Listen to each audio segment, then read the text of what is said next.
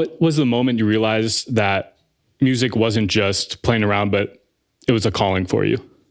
I mean, I think when I started to do the little bands with my cousins, I was like, wow, this is my thing right here. And then my parents also would hype me up way too much.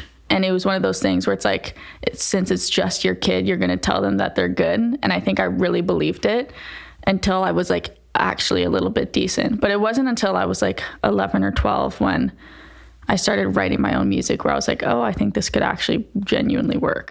Speaking of writing your own music, one of the first songs you wrote/rewrote was Stay by Rihanna, right? What was 12, 13-year-old Jade going through to make that song even sadder?